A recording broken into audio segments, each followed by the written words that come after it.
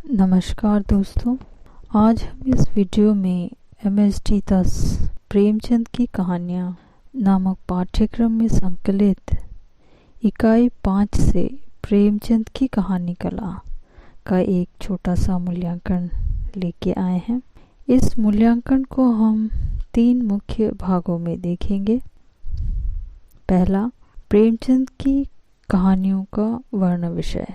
इसके अंतर्गत हम जानेंगे कि प्रेमचंद ने किन किन विषयों को लेकर कहानियाँ लिखी हैं। दूसरा, प्रेमचंद की वर्णन कला और चरित्र चित्रण। फिर हम देखेंगे प्रेमचंद की भाषा शिल्प और उस शिल्प से उत्पन्न सौंदर्य चेतना, तथा साथ ही साथ अंत में प्रेमचंद की कहानी लेखन में उनकी कलात्मक उपलब्धियों को भी हम देखते चलेंगे। चलिए शुरू करते हैं आज की यह वीडियो। पहला भाग है प्रेमचंद की कहानियों का वर्ण विषय। प्रेमचंद अपनी कहानियों में मुख्यतः गांव के गरीब समुदाय और मजदूरों के व्यापक जीवन पर आधारित लिखते रहे हैं, परंतु उनको एक ही विषय प्रकार के दायरे में रखकर लिखने वाले कथाकार के रूप में ही नहीं देखा जा सकता, क्योंकि बूढ़ी काकी, बड़े भाई साहब, बड़े घर की बेटी, ईदगाह, शतरंज के खिलाड़ी आदि जैसे विषयों पर भी उन्होंने कहानी लिखी। पारिवारिक समस्या पर केंद्रित कहानियां लिखी। इतना ही नहीं, उन्होंने स्त्रियों को केंद्र में रखकर बहुत सारी कहानियां भी लिखी। नारी के प्रति उनके मन में स्वाभाविक श्रद्धा थी। समाज में उपेक्षिता, अपमानिता, पतिता स्त्रियों के प्रति उनका हृदय सहानुभूति से परिपूर्ण रहा है।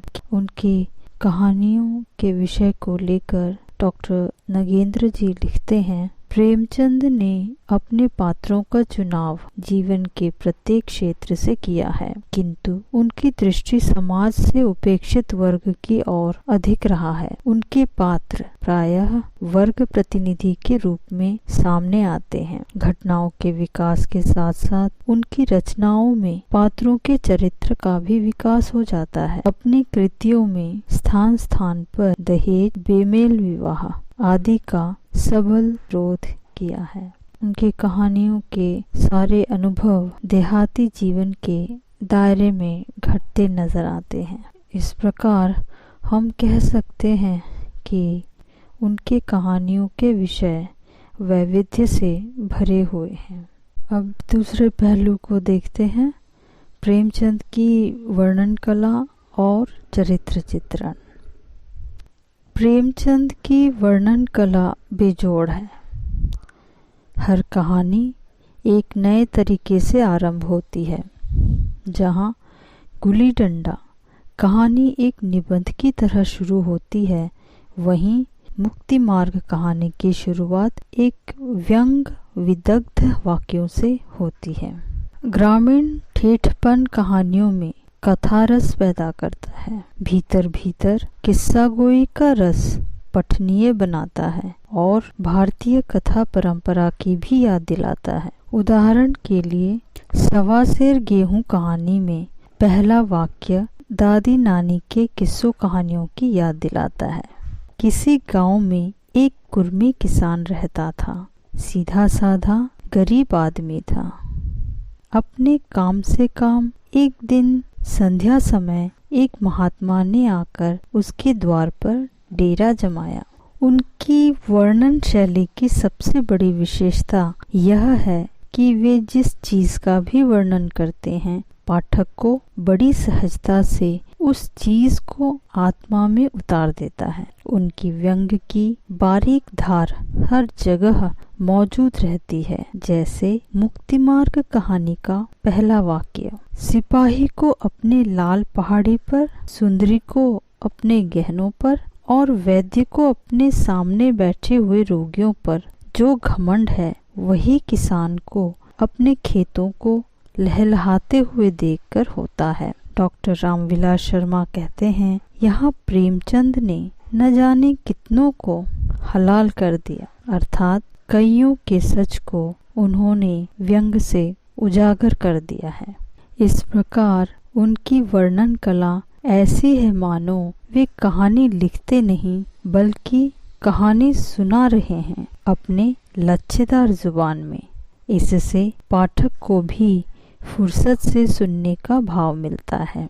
जीवन के अनुभवों पर टीका टिप्पणी, व्यंग, अनूठी उपमाएं और बीच बीच में हास्य व्यंग के द्वारा पाठक को गुदगुदाते भी रहते हैं।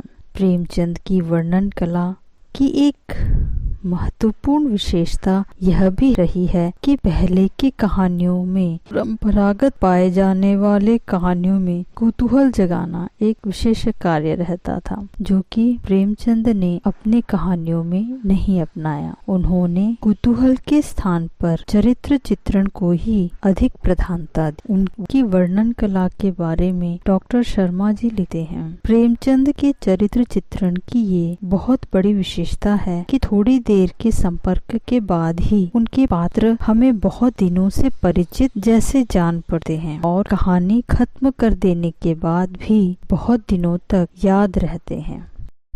अगला है प्रेमचंद की भाषा शिल्प और उससे उत्पन्न सौंदर्य चेतना। प्रेमचंद की कहानियों की भाषा शिल्प बहुत ही सरल और व्यावहारिक है।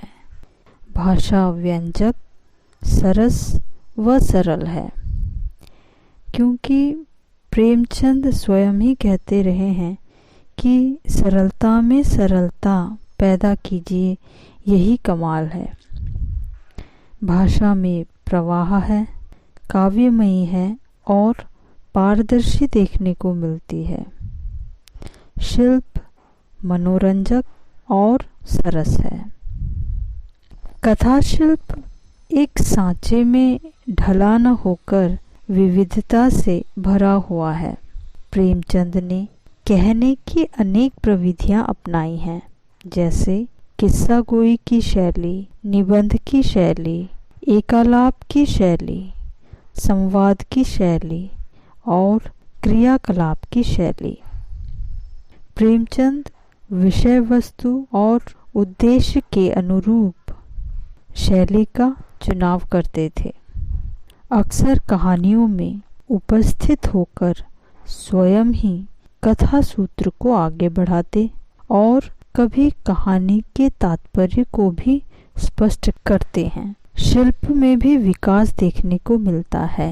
वे क्रमशः आदर्शवाद से यथार्थवाद की ओर बढ़ते चलते नजर आते हैं। उनकी कहानियों में घटनात्मकता ने मानवीय अंतःवृत्तियों का अंकन करने का स्थान ले लिया है, अर्थात उन्होंने कभी भी अपनी कहानियों में सनसनीखेज घटनाओं से पाठक को चौंकाने का काम नहीं किया। मनोवैज्ञानिक सत्य को अपनी कहानियों द्वारा उजागर करना उनकी मुख्य विशेषता बन गई। कहानी की सौंदर्य चेतना ही बदल दी। अमीरी और विलासिता का पोषण करने वाली अब गांवों की गरीब बस्तियों और झोपड़ों तक आ गई थी।